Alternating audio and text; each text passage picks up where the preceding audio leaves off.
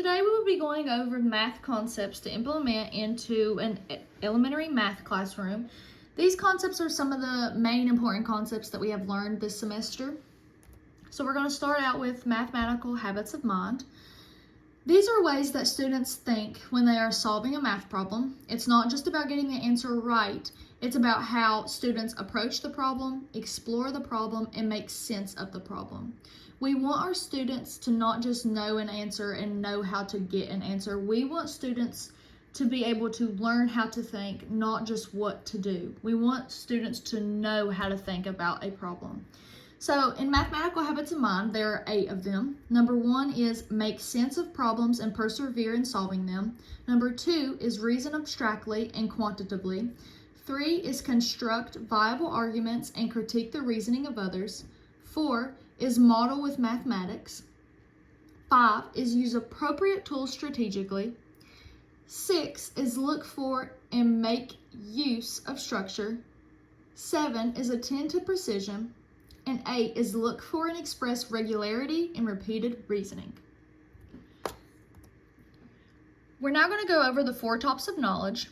It's really important for students and educators to know and understand the 4 tops of knowledge so they can understand where students may be struggling in the classroom. Knowing what type of knowledge a student is struggling with also allows parents to become aware and allows them to help their children on their struggling knowledge factor. So there's 4 of them. Factual knowledge is specific details and information that needs to be learned through exposure and repetition. It's kind of in the name fact. You have to know, kind of like vocabulary. Vocabulary, you have to know and be exposed to it repeatedly before you actually start to remember it. Number 2 is conceptual knowledge. This is knowing information can be organized in elements and in meaningful ways. 3 is procedural knowledge. This is knowing how to do something and being able to follow steps to get the correct answer. And metacognitive knowledge is thinking about your own thinking. So being able to explain your answers and where you found your answers at. Concrete representational approach, or also known as the CRA model, is something that we have went over multiple times. And this approach allows students to build a deeper understanding using the concrete, representational, and abstract concepts. Students begin with the hands-on materials, then implement drawing the materials, and then abstract thinking takes place with using numbers and symbols. So we're going to participate in kind of an open-ended question where we are going to use the CRA model to add 5 plus 4 together. So we're going to start with the concrete stage. When we are adding 5 plus 4 together, we are going to use manipulatives. This stage is technically called the doing stage. This is allowing students to use manipulatives, use concrete objects to understand the material better. So we would use bingo tabs. Bingo tabs have a red and yellow side, so we could use 5 red bingo tabs and then 4 yellow bingo tabs. This allows students to see all those tabs and just add those colors together to get 9.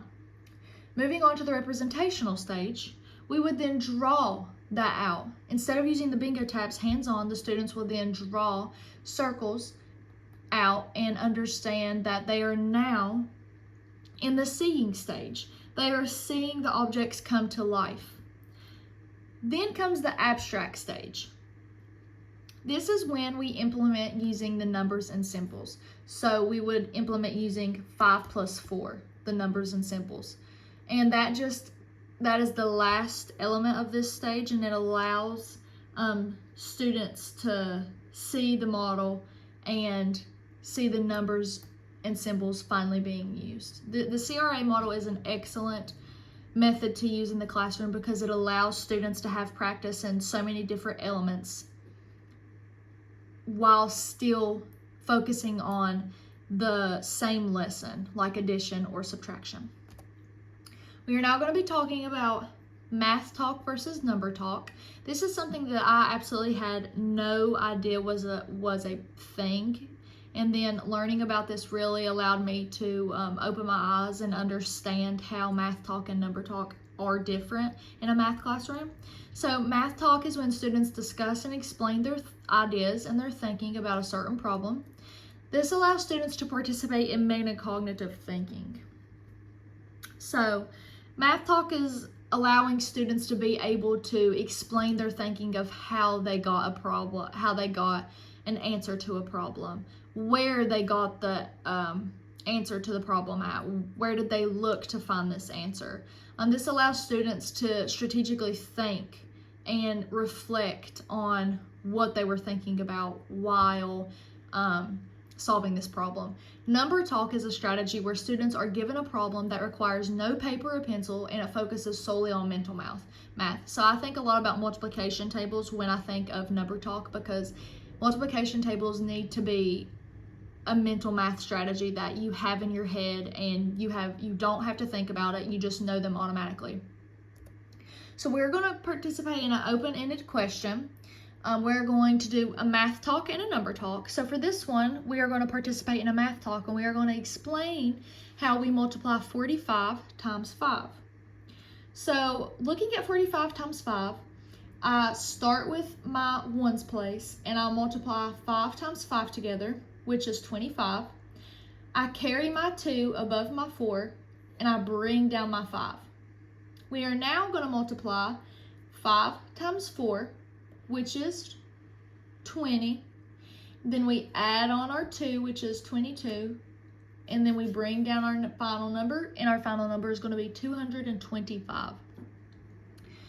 This allows students, math talk just allows students to metacognitively think about what they're doing at all times. Number talk. A great example of a number talk, like I said, was multiplication tables. So what is 12 times 12? 144. So we just participated in a number talk and a math talk.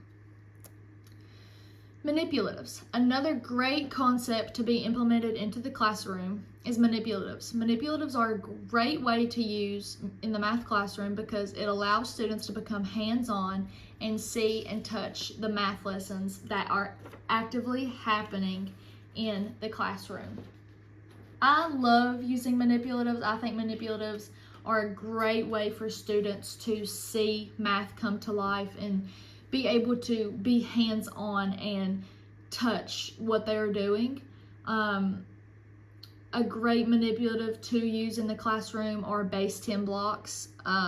We use those a lot in my clinicals, and the students really enjoyed being able to see the base 10 blocks and how it helped them a lot on their just solving of problems and everything like that. So manipulatives should definitely be used in the classroom and are always a great concept. Thinking classrooms. Thinking classrooms are where students are actively engaged in their learning and they collaborate with other students to solve problems. Teachers are used as facilitators and allow students to solve, communicate, and collaborate to determine the correct answers. Thinking classrooms are different from a traditional classroom. It's active and focuses on students' explanations rather than teacher talk, which is really great for students to be able to communicate their findings and their explanations when they solve problems. Thinking classrooms also use whiteboards, chart paper. They are in groups a lot, and thinking classrooms do not believe in sitting down. They think that students should be up, involved, and I actually do think that is a great way to allow students to be actively engaged in the classroom. Sometimes when students are sitting down, they get tired, they get bored. Thinking classrooms really give teachers a lot of great ideas and concepts to implement into the classroom and make their classroom more entertaining and more interesting for students to learn in.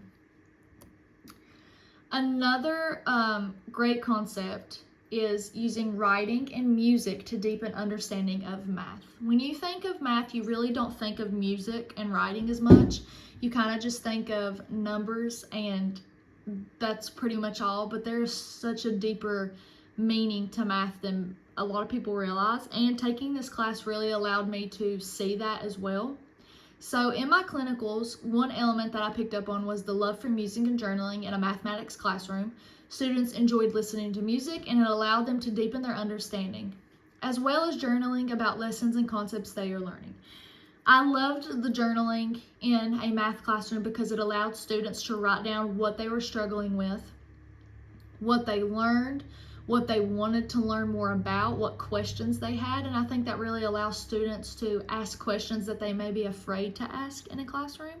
Music also allows students to, some students learn better musically. When they hear a song, they can memorize it better, and it can allow them to become more familiar with the steps to take when solving problems or thinking about how to solve a problem. They always just can think back to that song.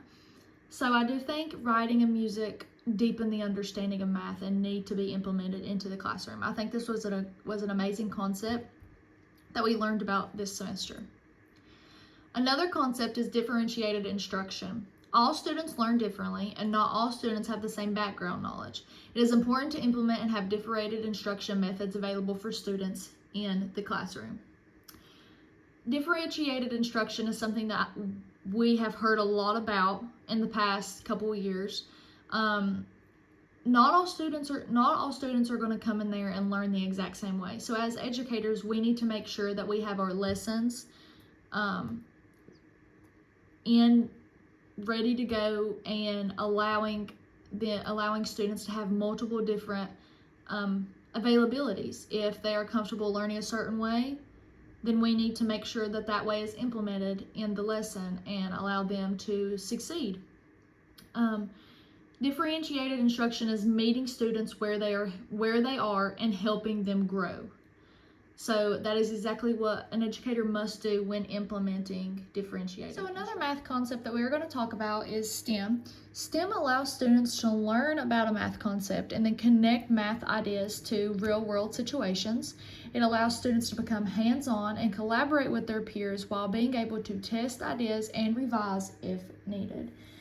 I really think that STEM should be implemented into the classroom because it does encourage students to critical think about their ideas that they are coming up with, as well as it allows students to collaborate with their peers and allow creativity to flow in those conversations. Another reason why I do like STEM in the classroom is because it allows students to come up with ideas, test those ideas, and if they do not work, they can go back and revise the ideas. And this is something that we worked on in the past module this semester. We had to build a car balloon, and it was powered by the balloon. And this allowed me to use my critical thinking skills and reevaluate any problems that I had when building and come back and revise those ideas. Another concept is number sense. Number sense is a student's ability to understand numbers, how they work, and how to use them flexibly within not just math, but within real world situations. Important concepts to notice in mathematics because it allows strong math foundations to form, especially later on. Number sense improves problem solving, helps students with mental math because they understand how the numbers work, and it makes higher math easier when you go to those higher grades. Number sense is a great way to test your child's ability, and it just allows you, there are some ways you can do that at home as well. That is cooking together. This involves measuring and counting, hands-on work, working with manipulatives. You could use beans or Legos or anything like that. Bringing math into normal routines. Have kids count items, snacks, toys, or characters. This allows them to compare quantities.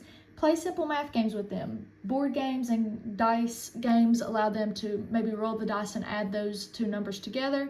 So this is just some of the things that allow number sense to take place at home as well.